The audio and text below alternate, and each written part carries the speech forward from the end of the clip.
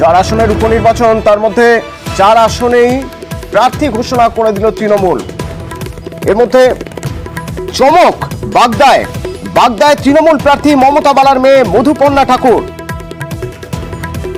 আমার সঙ্গে আবির রয়েছেন, আবিরের সঙ্গে একবার কথা বলবো। আবির, এটা প্রত্যাশিতই ছিল যে মানিকতলায় তৃণমূল প্রার্থী সুপ্তি পান্ডে হবেন এবং আগে থেকেই দলের তরফে জানানো হচ্ছিল বা বিভিন্ন সূত্র থেকে জানা যাচ্ছিল যে রায়গঞ্জ, রানাঘাট, বাগদা 3 জায়গাতেই যারা জিতে এসেছিলেন তাদেরই প্রার্থী করা হবে। সেক্ষেত্রে কৃষ্ণ কল্যাণী মুকুটমণি অধিকারী তো প্রার্থী হয়েছেন, কিন্তু বাগদায় বিশ্বজিৎ দাসের জায়গায় মমতা বালা ঠাকুরের মেয়ে মধুপর্ণা ঠাকুর কেন?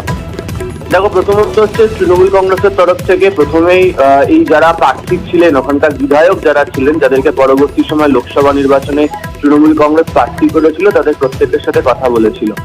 এরা প্রত্যেকেই বিজেপিতে ছিলেন, বিজেপি ছেড়ে তৃণমূল কংগ্রেসে আসেন, লোকসভা নির্বাচনে প্রার্থী হন তারা, এবং সেই কারণেই তাদেরকে পদ ছাড়তে হয়, যে কারণে এই উপনির্বাচনের ঘটনা ঘটছে। যেটা জানা যাচ্ছে যে বিশ্বজিৎ দাস তিনি আর এই উপনির্বাচনে প্রার্থী হতে চাননি। তাকে দলের শীর্ষ নেতৃত্বের তরফ থেকে যোগাযোগ করা হলেও তিনি দলের শীর্ষ নেতৃত্বকে জানান যে তিনি সংগঠনের কাজে এই মুহূর্তে মন দিতে চান এবং নির্বাচনে যাকেই প্রার্থী করা হবে তিনি তার হয়ে সেখানে লড়াই করবেন।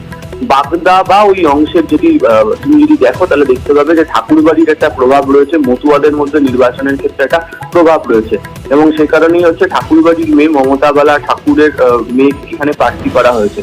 এবং কিছুদিন আগেই শান্তনু ঠাকুরের বিরুদ্ধে এবং শান্তনু ঠাকুরের ভাইয়ের বিরুদ্ধে তুমি জানো যে ঠাকুরবাড়িতে ধর্নাতেও বসেছিলেন মমতা বালা ঠাকুরের মেয়ে।